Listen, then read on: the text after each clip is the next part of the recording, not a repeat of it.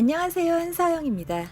오늘은 배움에 대한 생각을 하나 공유해 볼까 합니다. 영어와 인문학 공부를 오래 했더니 사고력, 창의적 체질과 연결이 되면서 궁극적으로는 삶의 중심을 내가 갖고 가며 살아가는 데 도움이 된다는 이야기를 해볼게요. 제가 지금껏 영어 공부에 쏟은 시간이 상당한데 종종 그런 아쉬움이 들 때가 있습니다. 이 시간을 다른 곳에 쓸 수 있었다면 지금보다 훨씬 더 다양한 경험을 하고 살지 않았을까. 하지만 현실이 그렇지 않다면 지금 상황에서 내가 얻을 수 있는 것에 집중하는 편입니다. 영어를 외국어로서 공부할 때 좋았던 것 중 하나는 내 생각을 제3자의 입장에서 관찰할 수 있는 점입니다.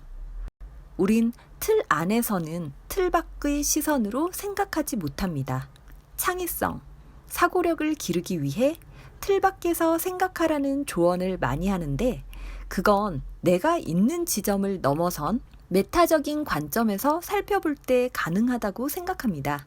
우리에겐 너무나 당연한 것들을 이방인의 시선을 통해 발견하게 되는 것처럼 영어를 통해 우리말을 관찰하며 제게 예민하게 길러진 감각이 있습니다. 그건 우리말 해야 한다란 표현을 보면 멈춰서 살펴보는 것인데요. 우리말은 문맥에 따라 해야 한다란 표현이 구별됩니다. 특별히 의식하지 않으면 뜻은 이해하지만 구별하지 않거든요.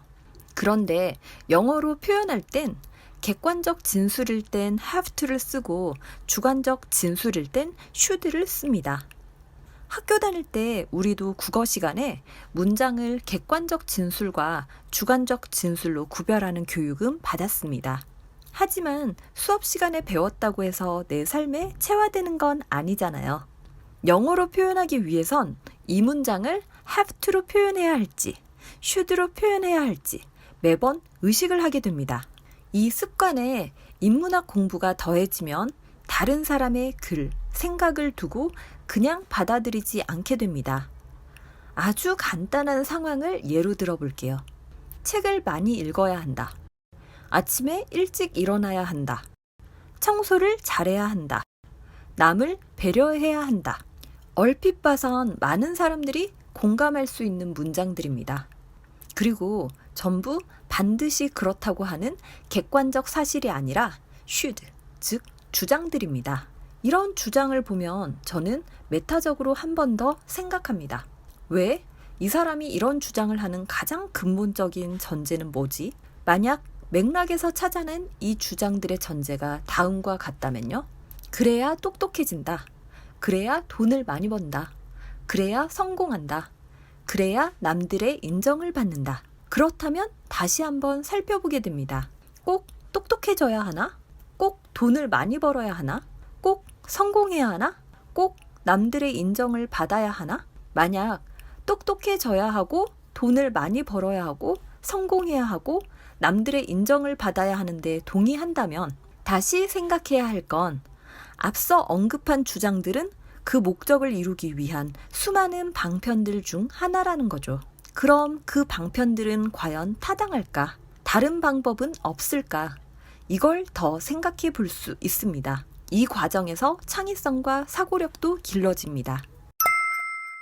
저는 조금 전에 아주 단순화한 예를 들었지만 실제 우리가 책을 읽을 때 또는 누군가의 노하우를 배울 때는 상황이 이렇게 간단하진 않습니다. 내가 잘 모르는 분야에 대해선 그 분야의 전문가가 이야기하는 것을 객관적 사실로 받아들이기 쉽습니다. 그걸 판단하기 위해선 다시 그 분야의 배경 지식과 경험이 더 쌓여야 하겠지요. 그래서 전 우리 삶에 인풋 체질, 아웃풋 체질, 창의적 체질이 모두 필요하다는 얘기를 하고 싶습니다. 인풋 체질은 지식을 습득하는 단계입니다. 책의 지식이 될 수도 있고 전문가의 노하우가 될 수도 있습니다. 일단 인풋이 필요하긴 하지만 여기서 그치면 별로 의미가 없습니다. 답은 이미 구글과 유튜브 세상에 다 있으니까요. 아웃풋 체질은 지식을 적용해보는 단계입니다. 인풋 체질에 머물러 있으면 온라인 강의를 많이 듣고 자신이 마치 아는 것처럼 착각하기 쉽죠. 그렇지만 실제로 수학 문제를 풀어내지 못하고 프로그램을 짜내지 못하고 작품을 만들어내지 못하는 거죠.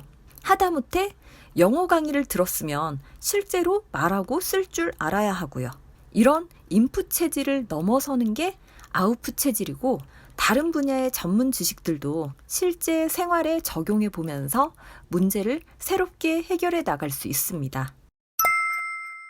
창의적 체질은 질문을 만드는 단계입니다. 앞서 누군가의 주장, 해야 한다라는 말을 들으면 왜 그래야 하지? 그걸 하기 위한 다른 방법은 없을까? 라는 고민 속에서 질문, 즉 해결해야 할 문제가 만들어질 수 있습니다. 우리가 살아가는 환경이 워낙 인풋 체질에 치우쳐져 있다 보니 아웃풋 체질과 창의적 체질은 의식하면서 배우고 몸에 익혀나가는 과정이 필요하다고 봅니다. 이건 마치 아주 거대하게 흐르는 어떤 물결을 거스르는 것처럼 에너지가 많이 들고 귀찮을 수 있는 일이지만, 궁극적으로는 삶의 중심을 내가 가지고 사는데 도움이 되는 일이라고 생각합니다. 같은 일을 하더라도 그 일을 해야 할 이유의 맥락을 폭넓게 살피고 여러 방안 중 하나로 내가 선택해서 살아간다면 더 의미 있고 덜 힘들지 않을까요? 감사합니다.